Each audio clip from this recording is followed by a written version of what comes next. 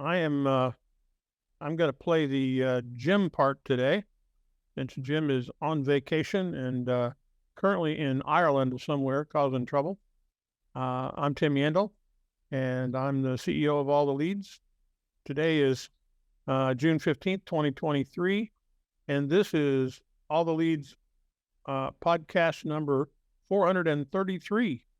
I can't believe we've done this many of them, but certainly we have, and we are happy to have you join us on this call. As always, I'm joined by Mr. Bruce Hill, who's the head Fred in the shed as far as our coaching and training area is concerned, and what he doesn't know about real estate hadn't been written yet. There's a great kickoff for you there, Bruce. Man, no one has ever said that about me before. I'm gonna put that as my slogan. What I don't know about real estate hasn't been written. Eric, write that down. All right. Welcome everybody. I can't believe we've done this for 433 weeks. Probably an extra week or two because we've skipped a holiday once or twice in that time. So we've been doing this for a long time. This is the Probate podcast. We're going to encourage everyone that is here live or watching via live stream on YouTube or Facebook to raise your hands, ask your questions, share your wins. If you've never been here before, this call is for you guys. We want to hear from some of you. One of these days when we have slow starts and don't have a lot of hands that shoot up right away, I'm going to start calling on some people. So you guys that I know a little bit better, be prepared for the call out. But no, seriously, we want to answer your getting started questions, your probate process questions, dealing with attorneys, putting unique deals together, creative financing, whatever it is, we want to answer those questions for you. And also hear some of your success stories. So every single week on private coaching calls, I hear success stories. I'd love to hear some of those on this mastermind as well. If you're here on Zoom, love for you guys to raise your hand to do so and ask a question or share a win. Go down to the bottom of your screen and click that little reactions button and shoot your hand up. We will call on you and ask you to unmute yourself. If you're watching via stream on Facebook or YouTube, you can chat your question in underneath of the live stream. It'll come to me, and I'll be able to answer the question. I appreciate everybody being here, and I can't wait for a good mastermind today. I kind of want to talk to you guys a little bit today about kind of the core basic activities. Several years ago, I put a potential development deal together, and this development deal consumed about 8 or 9 months of my time as a realtor. I was not really doing a lot of investing at that point. So if you guys are investors and you hear me referring to my time as a realtor, I don't want anyone to think, oh, this isn't for me. It absolutely is if you're an investor, but my background was heavily as a listing broker. And I put a development deal together with 1,700 buildable lots, and I was going to make a huge windfall commission on the whole sale, the sale to the developer, and the developer was going to make sure that all the builders that built on those lots, that I was the exclusive listing agent for all of them. And we're talking many millions of dollars that I was putting together in income for myself. And I got to the week before closing, working on it for 9 months, and the deal fell apart. And I was left with nothing. And not only was I left with nothing, but I realized at that time that I didn't have my pipeline full of my normal transactions. I didn't have any listings coming up, no buyers coming up. And the reason is I'd been kind of neglecting my core business activities in favor of this big project that I had going on. And I want to make sure, whether you guys have any huge projects going on or something that you're really focused on, I want to make sure that you guys don't make the mistake that I made, because often we get kind of distracted working on some things and we forget about the basics. The analogy that I like to coach people on is if anyone's a baseball fan, you go out and you start swinging for home runs. You have some success and you believe that that success, easy success, is just automatically going to continue. So everything you do, you start swinging for the fences and home runs, and you lose sight and you forget how to just get on base. And if anyone is either getting started in this space, or maybe you've been in the probate space for a while, or you've been in real estate for a while and you've done really well, but things have kind of dried up, which I realize it has for a lot of people in this market, I want you guys to remember that you need to be able to strip things back to the basics, because the basics are how you get on base, and the basics are how you move your business forward, even if it's just an inch at a time and you're not always doing multi-million-dollar deals. And the basics in probate are send mail, send the traffic that doesn't call you off of the mail to a website, and make calls. And that's the basics. And I know some people are sick of hearing me say that. You love talking about building your YouTube videos and your attorney relationships, and exactly what's the precise order of how I should send those letters out, and how am I going to go out and build my team, and all those things are really, really important. But remember, we've got to have the basics first, because the basics are what our success is built on. So send mail, send that traffic to a website, especially the traffic that's not going to instantly pick the phone up and call you, because a lot of people check you out in secret first. And then make sure that you are making your calls and touching base with the people that are opening your mail. And that's the basics of it. You guys are not going to get a windfall of people that answer the phone and go, yeah, I just opened probate last week. Thank God you called. Why don't you come out and sell my house or buy my house tomorrow? You're going to have those people, but most of the people that you talk to in probate are not going to know what's going on. They're not going to have a time frame in their mind, and they're going to have a little bit of a runway of several months while you're able to build a relationship with them. So I don't want you guys getting discouraged if someone says, hey, I don't know if we're going to sell yet. We'll decide in a few months. That's a great answer, because you're going to put a plan together to stay in front of them and offer them value while they're getting through the more basic aspects of probate. I just wanted to kind of put that in front of you guys, because so often we tend to look for the fences and we forget how to just get on base.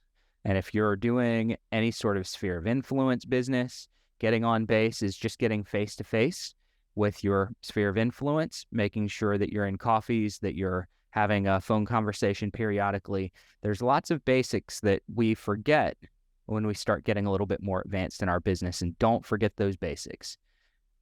All right, with that said, I want to turn it over to you guys and the audience. Let's see if there are any questions. If you all have any questions, please chime in. I'm going to my chat here to see if anything's been chatted into me. Please ask your questions. So Chris, how do you keep a real estate agent motivated after 3 to 4 months of marketing with no results? Okay, so it depends on what we're talking about with no results. Sometimes real estate agents and investors, many times you all are looking at the result as being a closed piece of business with a check in your hand. And I really shorten my my gaze when I'm looking at success and looking at motivation. I shorten my gaze to my whiteboard. I shorten my gaze to my pipeline. So if week after week I'm doing the basic activity and I'm putting those conversations with people who might sell or plan to sell on my board with a general time frame, I am looking at that whiteboard as my success. And as long as I'm continuing to follow up with everyone on that whiteboard, personally, I should get 20 to 25% of everyone that I put on my whiteboard. So when I'm prospecting and when I'm marketing and I'm having conversations week in and week out, my goal is to put 3 to 5 people onto my whiteboard every single week. And I know that it might take 6 months, it might take 8 months, it might take 4, depending on you, depending on your market and their motivation. But I know that I'm going to get 20 to 25% of those people on my whiteboard off of it. And as long as I'm adding to my whiteboard with pipeline business, then I consider that success. I know for a fact that business is going to follow, and it doesn't really bother me if it takes 6 months. I know it's coming. So that's what I want you guys doing. If your ultimate end goal is, I got to get a listing appointment today, you might get lucky and get one today and sign it and sell it tomorrow. But that's not the recipe for consistency or predictability in your business. So really good question, Chris. I want just everyone to focus on those core key performance activities that you can do, and those leading indicators of where your business is going to come from. And you won't get discouraged as long as you're filling your pipeline up. We've got a Facebook user, I'm not sure who it is, that's asked, I'm brand new to ATL and don't know what to say on my first calls. Is there somewhere that you can find a guideline on what you should be saying on that first contact? Yes. All right. There are plenty of things that you can say on that first contact. I'm going to give you a little bit of a guideline right now, and then I'm going to encourage anyone who hasn't to jump into the Prospecting Mastery class next week. It is Wednesday and Thursday next week. Starts at 2 o'clock Eastern time both days, and each day runs approximately 2.5 to 3 hours. So it is a nice, substantial 5 or 6 hour class that goes deep into the nuance of influencing the direction of a call. And it also is packed with role play so that you guys can practice it. However, you want something today. And here's what I'm going to encourage a lot of you guys to do is don't lead with real estate. You're dealing with people that have recently lost a loved one. And one of the last things that many of them want to hear is, hey, sorry, this person died. Do you want to sell the house?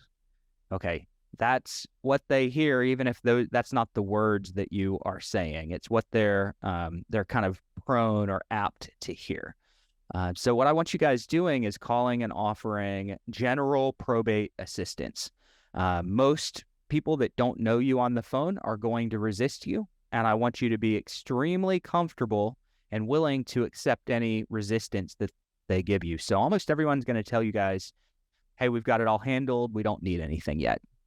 Embrace that resistance. And Tim, I will, can I give it to you in just a sec? Embrace that resistance. Go ahead and validate it. This is your opportunity to build rapport. So, hey, I completely get it. You really weren't looking for any extra help today. Maybe I can send you some information on what I do, and you can call me at some point in the future if you ever want help. Yes. Okay. What's a good email for you? Get the email. And then before I let you go, could I ask, once probate is over, I know it's going to take a little while. Was there real estate that your family was thinking about selling?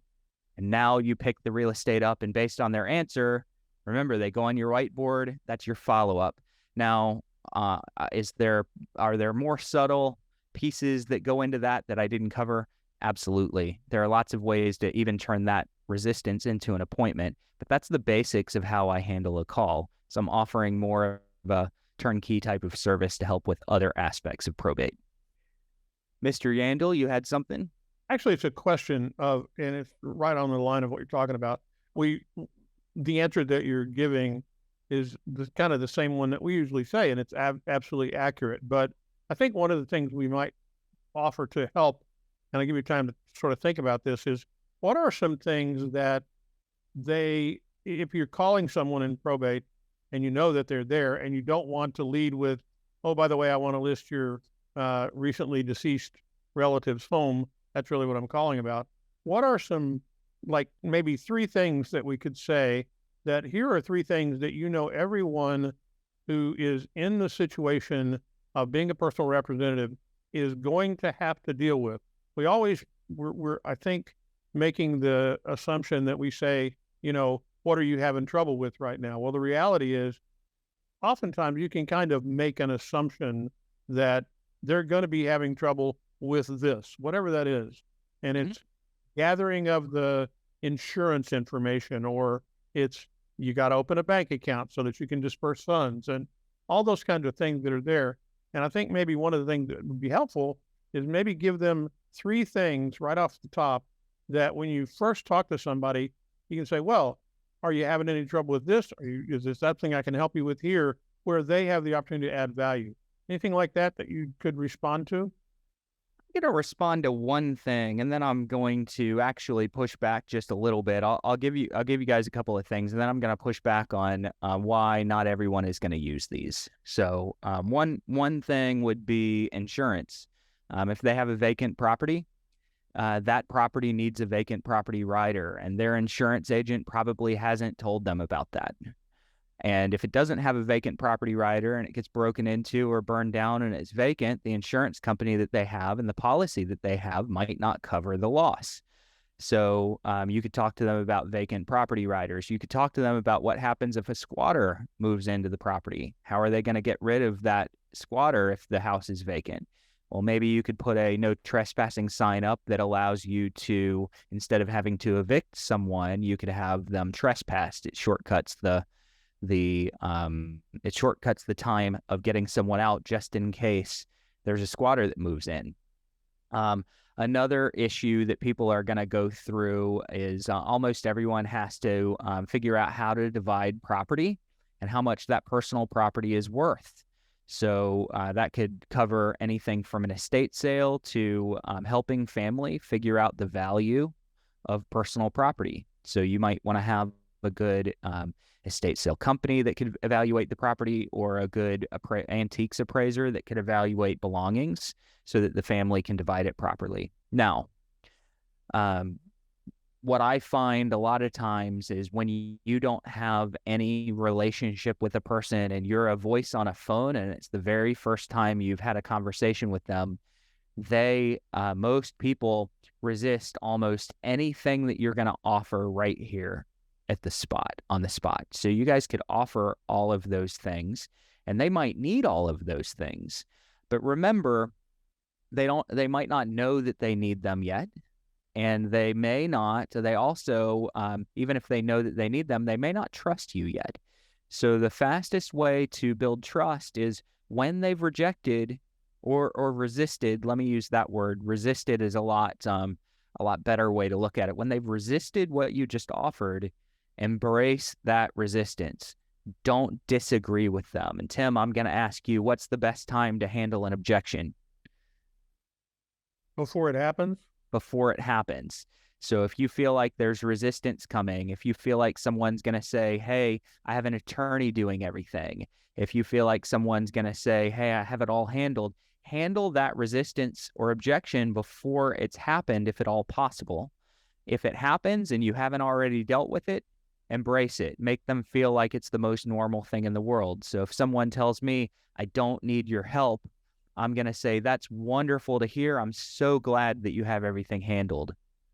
Okay. And I'm just going to completely remove that pressure and make it where we're on the same side. We're not in disagreement any longer.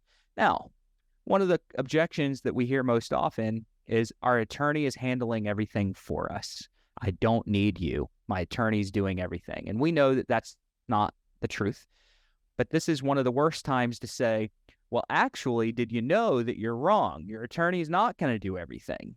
Even though that's true, you don't want them hearing you correct them. Nobody likes to be corrected. So if you're a little worried about that objection or response from them before they've ever vocalized it, go, hey, one of the things that I do is I pick up where most attorneys leave off.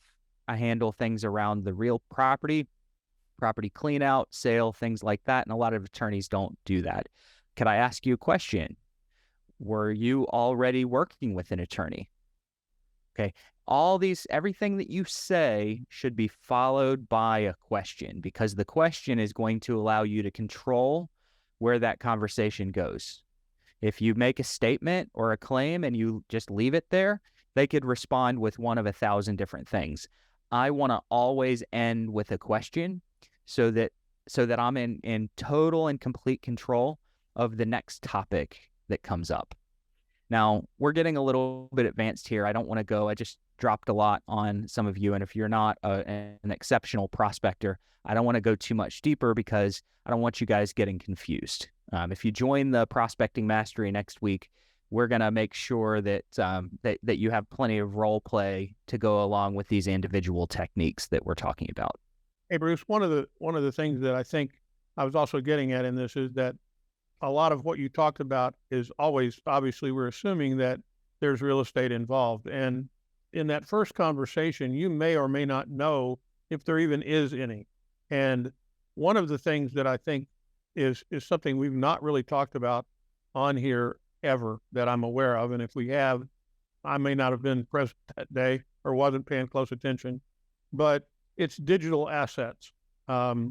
There is an increasing requirement in regard to dealing with anybody who's the PR that they're at least mindful of any digital assets the person may have left behind. This could be email accounts, this could be social media accounts, anything like that.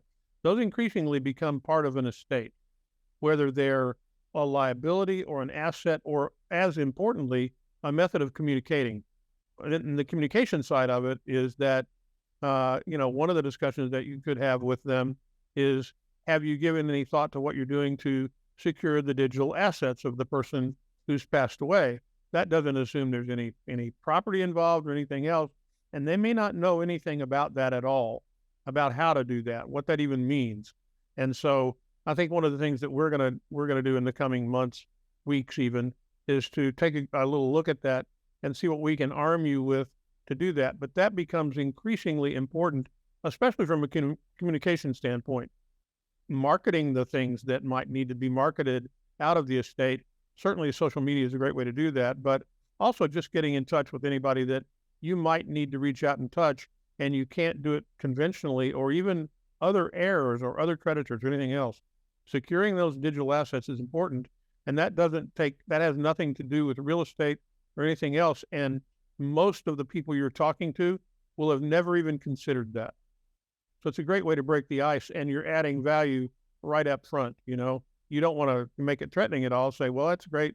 Glad you got all that done. Have you been able to secure the digital assets yet? What do you mean? What's that? And obviously you can go off on that. Any thoughts about that? Who, me? Yeah, you. Yeah, I think anytime you can throw them a curveball that's completely unexpected and that they're unfamiliar with, it's going to be a major benefit. That could be digital assets, or it could be property insurance. It could be something that they never would have thought about in a million years. What are you doing about this? And that's always a great way to break the ice and get that person who's being really short and skeptical with you, get them to actually start asking you questions. So you guys should be thinking about these things out of the box. So one of the things that I like to do, and this isn't in line with the digital assets, but it's the same kind of thing, is has the court asked you for your appraisal yet? Has the court asked you for your appraisal yet? Well, no. Okay, and I'm not 100% sure that they will, but a lot of times the courts ask for a professional evaluation of the property. I'd be willing to do that for free if it would be benefit to you.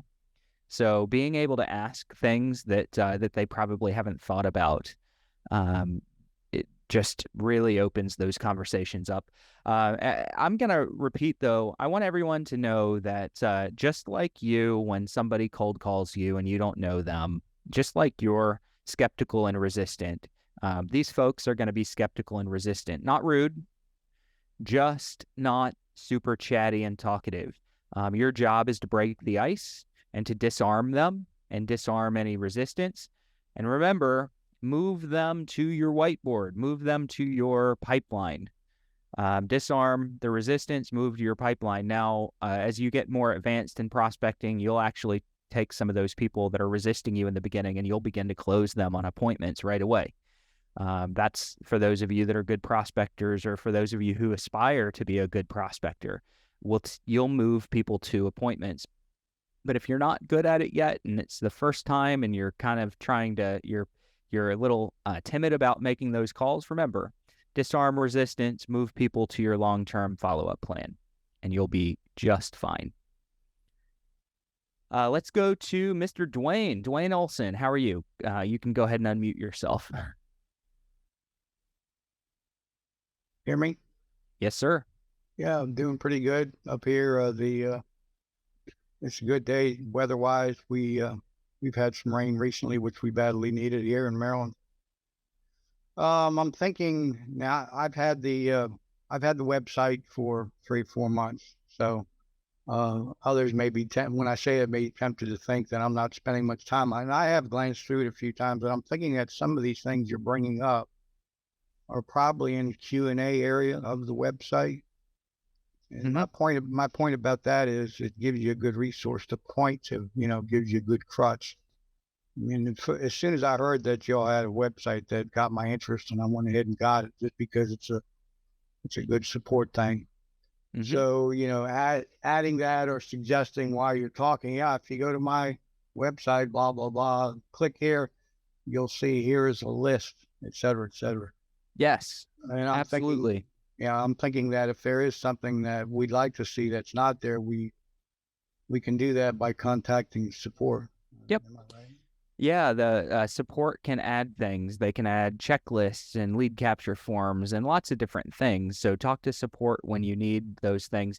And for those of you that do have a credibility website, go to that FAQs or that glossary and learn, study some of those questions, because you've got a website that you're presenting as your own, and you're the expert in probate.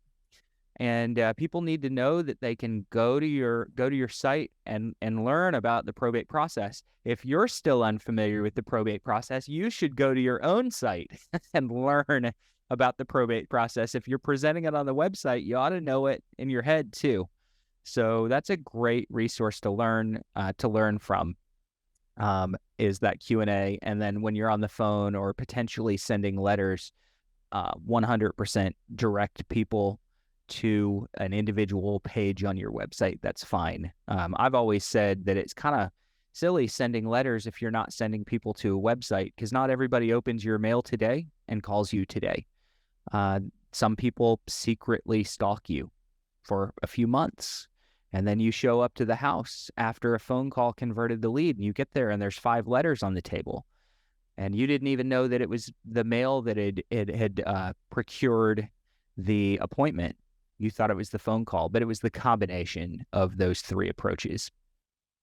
Well, and you pointed out earlier, Bruce, about offering to offer a free appraisal or a review or anything that you as a person, and this is to Dwayne's point, anything that you want to offer that's not highlighted in what we give you right out of the chute from your site, you certainly can add that. So if one of the things that you want to do, and here's something I can give away, you determine what that is. And if that is, hey, I would love to come by and offer you a free appraisal, even of the personal property or anything else that you want to go look at, that's a great place to put that and make that something that you lead with, even on your homepage of the site.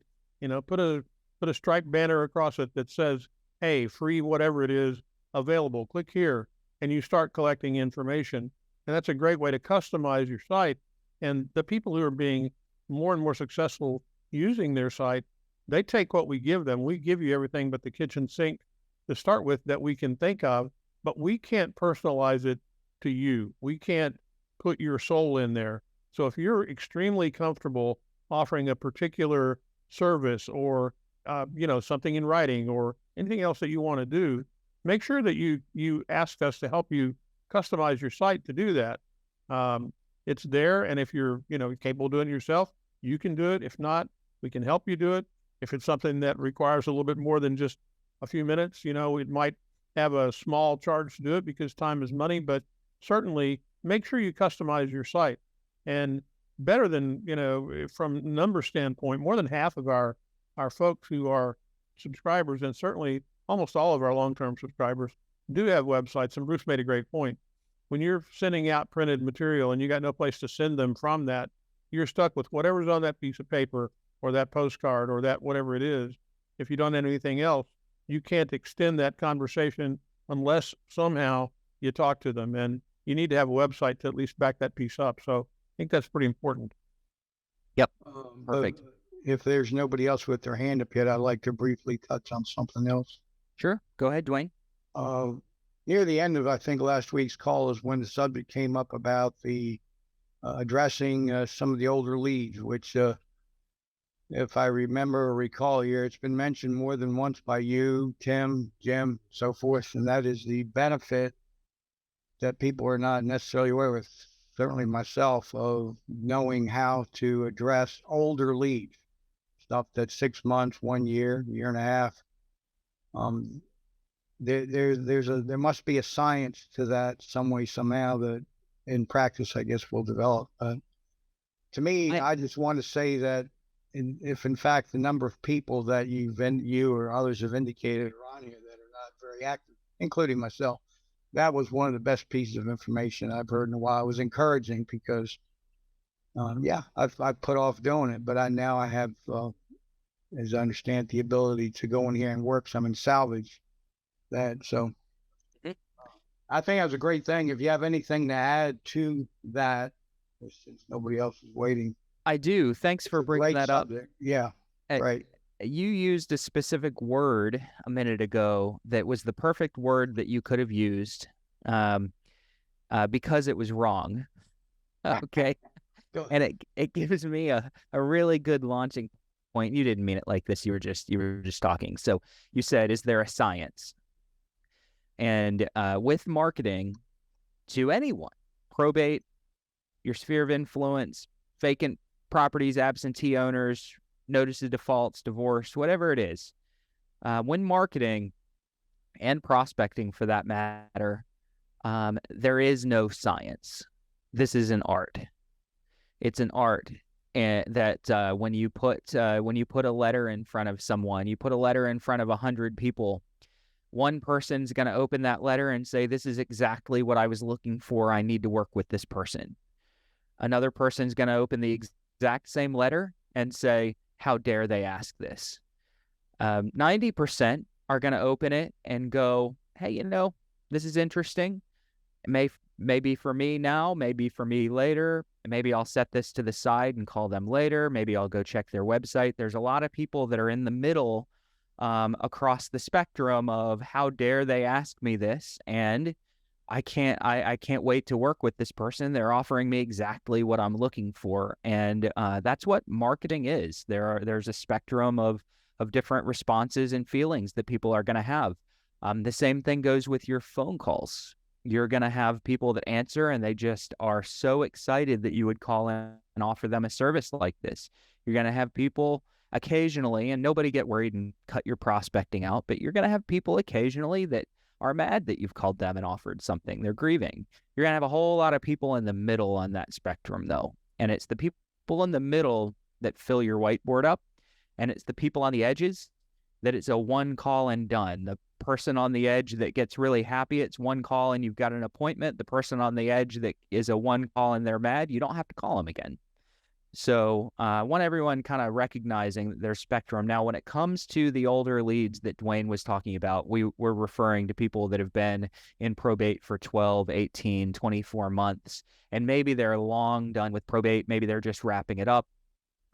These are the folks that some of you are going to choose to drop a last letter to, or a last letter or two to. And basically, you're just going to say, hey, I noticed that you went through probate about 1.5 years ago. I was writing to see if there was any real estate that your family had decided that you might be selling. It needs to be a very, very real estate forward and centered letter. They probably don't need your turnkey services at this point. They might. You could put those into a PS or something, but that letter needs to be real estate front and center. And I've gotten a lot of business off of letters like that. That go out to really old lists that everybody else has forgotten. And are there, in fact, one or two that are already on file? I know there's one. I know there's one. You could take one of our others on file that aren't for historic leads, and you could rework it to be more toward people that have already gone through probate versus are just starting. It doesn't take too much to retool those. I know that there's at least one letter for historic. There's two, Bruce. They're just 6 and a 12. Great. Perfect. I love it. Month and a 12-month letter. And a lot of people are automating it to do that, Dwayne. They literally are, setting it up so that the first one goes out, the second one goes out, third one goes out, and then, there may be a time where they're marketing hard for 3 months. They don't do anything again until the 6th month, and they don't do anything again until the 12th month.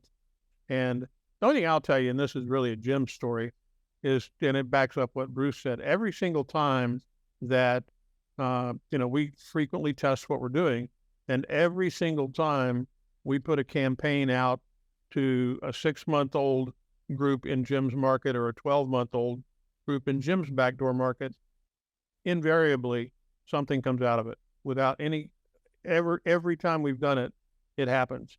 Someone says, we finally got around to it, or, grandmother passed away a year ago and grandfather was still in the house and now his health is failing and we're going to have to move him into assisted living and, the time is right.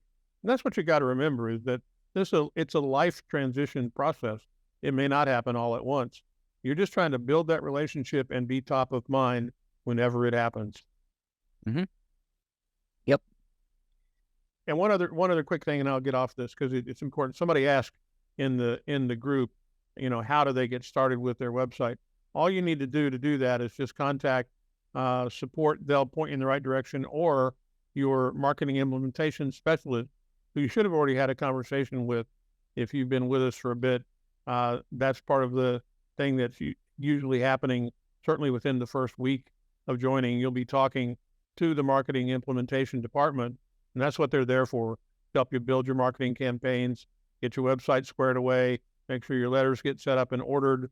And, we also offer incentives to you to put it on autopilot, so that all you're really having to do is each month, each time the mail goes out, you start making phone calls, you start scrubbing your list down. So if you start off sending 100 letters out to 100 sets of people, and, you contacted half of them and you've gotten rid of a bunch of them because you don't see that being an opportunity, you scrub it down, you control your marketing costs that way, and just leave it on autopilot. And we give you an incentive to leave it on autopilot. So your only job is talk to people and monitor your data, make it easy on yourself, and we make it cheaper for you. Yep. Awesome. Have a couple of other questions here that have come in before I jump to Grady. Grady doesn't have a question. I want to share something that he chatted in. But let me let everyone know, some are chatting me directly on Zoom, which is awesome. I have zero issue with that. I want everyone to know I get talking sometimes, and looking at my external chat where the administrative and support team are dropping some of your questions in. And I don't always see the Zoom chats that are directed directly to me. So I see those today. I just wanted to let everybody know, if you're going to message me, go ahead and message everyone, and then our team will make sure that the question gets in front of me. But I see everyone for now, so I'm going to answer some of those questions. But first, Grady messaged in and said that he's been with us for just 2 months, and he just got his probate listing using the marketing system. So mail, and I assume sending some of that traffic to websites. So the marketing system absolutely works, and Grady just got his first listing on it 2 months in. And that's faster than I tell people to prepare for. I tell people to prepare for 4 to 5 months. So 2 months is amazing to get your first listing. Now, Grady, hopefully you have a good pipeline of business that's going to turn that into a predictable source of business month over month. But congratulations. I love hearing that. Carrie chatted in, what type of probates are most attractive for investors and realtors? When you asked the clerk of the records, they gave you the option for general probate, conservatorship, guardianship, a few other options. I don't believe that you can narrow that down to specifically which types. I can tell you that if there is conservatorship or guardianship, those are more likely to have a court-appointed administrator, and many times the court will appoint or direct a real estate sale. So that's certainly good. It's a more complicated probate than general probate. It's typically has some complications in the real estate deal. So if you're up for the complications, They may be a little bit of a faster time frame, but I like general probate leads. In those general probate leads, it's going to be a mixture of children that are surviving a deceased parent. It's going to be some surviving spouses that a lot of times might take 18 months to recognize that they want to move and sell. You're going to have people that are out of state or out of area that just want to get rid of the property because they can't get there to clean it out or cut the grass. It's going to be a lot of different scenarios, and I find that those are kind of fun to build those relationships. So it's really hard for me to say which ones are best for a realtor or an investor. I think they're all good. Well, some of the other questions. Go ahead. Yeah, we don't pull guardianships and conservatorships. We only furnish general because that's what we're looking for. Oftentimes in the guardian and conservatorships, that's really more something that's covering child, and there's maybe real estate in there or an adult that can't handle themselves, and that's typically not focused around real estate. So you're not going to be getting those through our lead source. We deliberately screen those out. Kim asked a question that I'm going to do my best to answer satisfactorily. So Kim said that she's new to the program and asked if we recommend emailing the personal representatives where we've provided an email address, and should she do that in addition to mailings and calls, and then asked if we provide email scripts. So emails is one of those interesting topics. I would absolutely email people. Absolutely. Generally speaking, I'm personally not normally going to email until I've reached out via phone and mail a couple of times. Mail, maybe not quite as much, because I usually try to call people 3 or 4 times in the first month, 3 times normally in the first 10 days if I can. And if they have not responded to my phone call and maybe a text on that second or third phone call attempt, then I may email. But I want everyone to know that emails are frequently skip traced. Not every time, if it's on the public records, we will grab it, but it's not always on there. Sometimes it's a skip trace. And if you were to look me up, I've probably written down a fake email address or 2 in my day when I've applied for a credit card application or car loan or something like that, or I've filled something out asking for information, asking for a free PDF. I've lied. Now, if you guys immediately say Bruce doesn't have any integrity and you want to leave, go ahead. But I've lied, and those email addresses will absolutely show up on skip tracing sometimes. So I never want to move all those emails into a bulk email campaign like a MailChimp or through your CRM without testing them first. Because the last thing you want is to send 100 emails out, 10 of them get bounced back, and now the servers think that you're a spammer. Okay. So go set up an email that really you're not going to use very often. Set it up. Send out an email with just a really quick, basic, not a lot of marketing to it, that talks about probate, just to see if it bounces back. If it bounces back, take it out, never email it again. If it's deliverable, then you can go ahead and start your campaign from your primary email account. Now, we don't provide email scripts. I've written some emails here and there. We just haven't gone far enough into testing which specific email scripts work better than others. But I would certainly email some folks and probably email them 3 or 4 times over the course of your 6-month campaign. If you want to do it more often, go for it. But I would do maybe 3 or 4 times over the course of my 6-month campaign. Keep it short, keep it simple.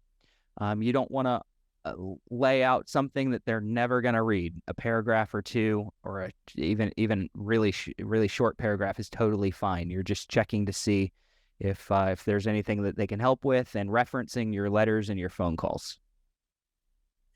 All right, Tim, anything to add there? Yeah, the only thing I would make sure of is that you make it topical. One of the things you always try to put yourself into the position of the person that's getting it. If you don't know them, in other words, if you get an email from somebody that you don't know and you look at it, I mean, I have an email that I've had forever and ever and ever, and it's my very generic, last name kind of email that I've used probably for 20 years. And I get thousands literally of emails a week in that email.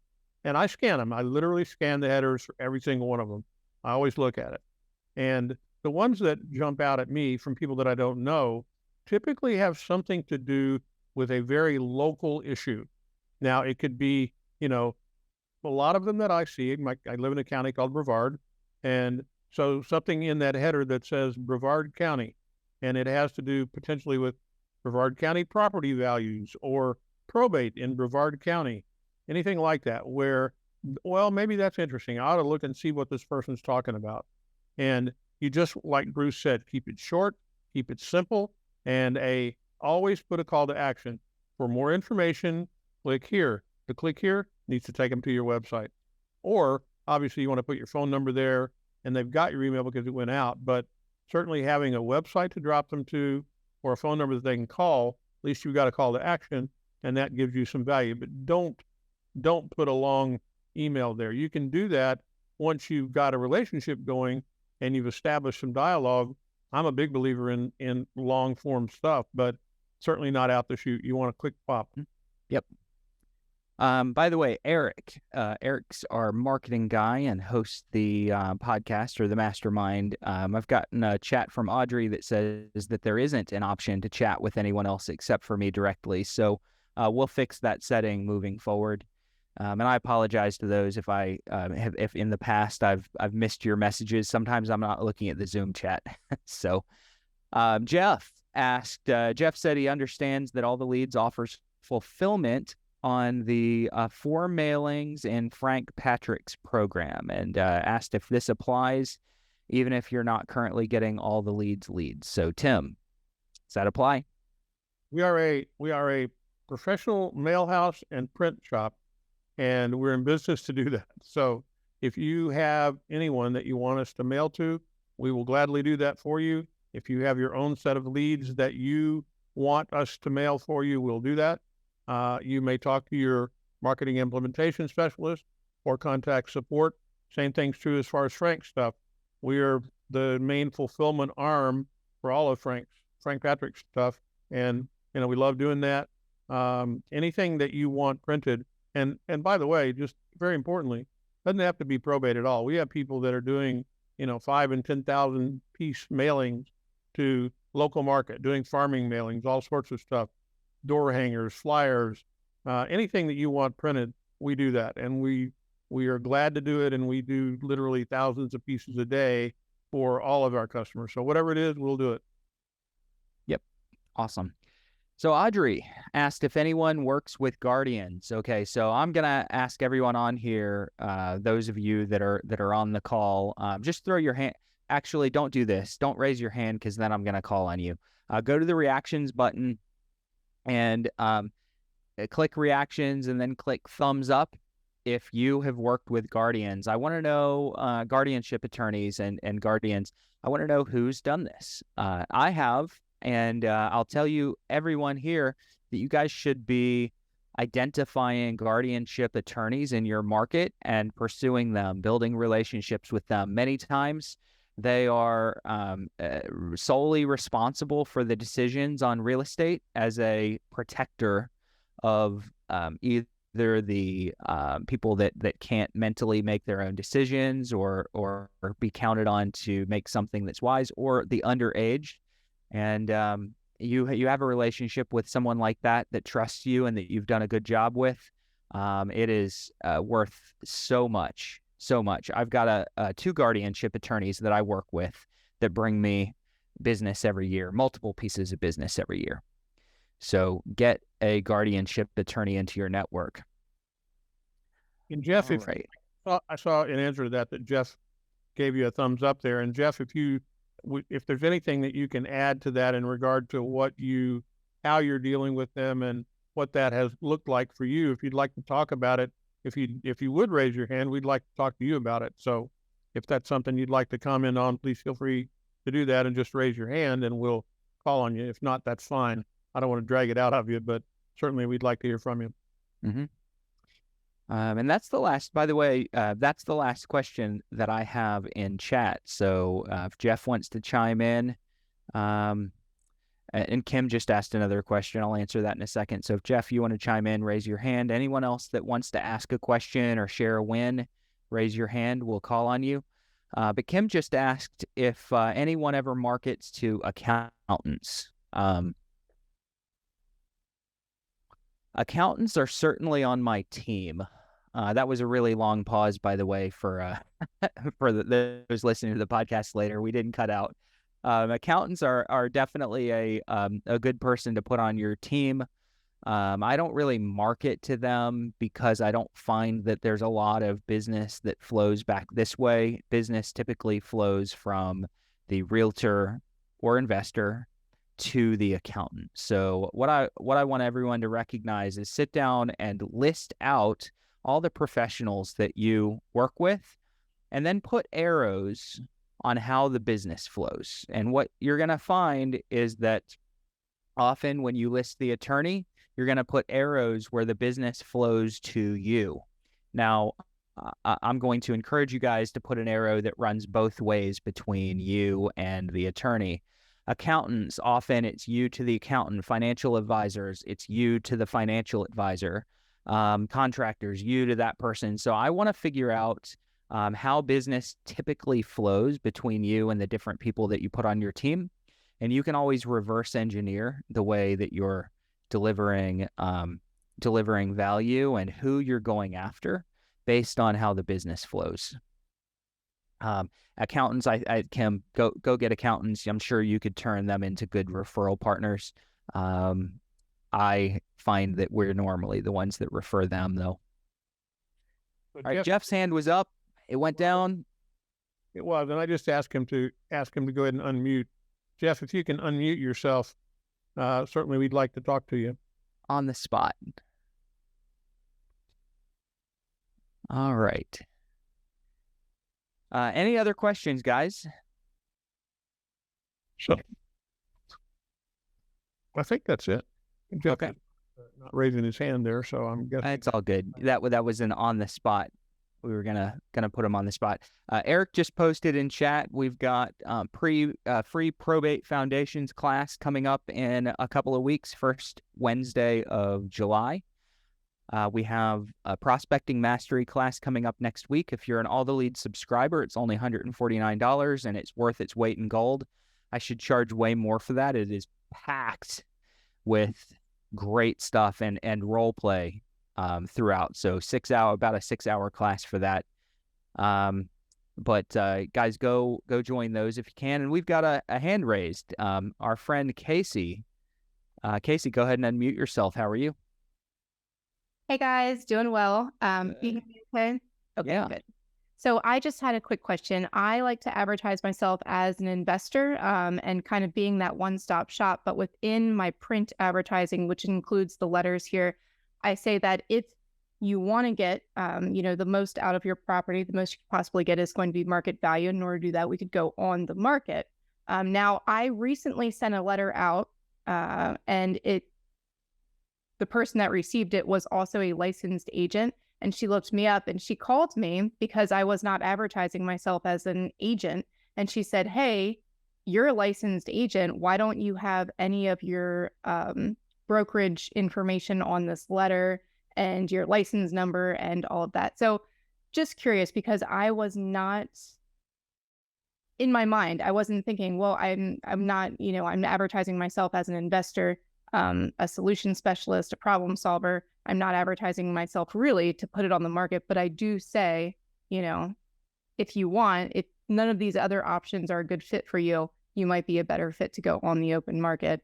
Yep. So is that an issue for anybody else?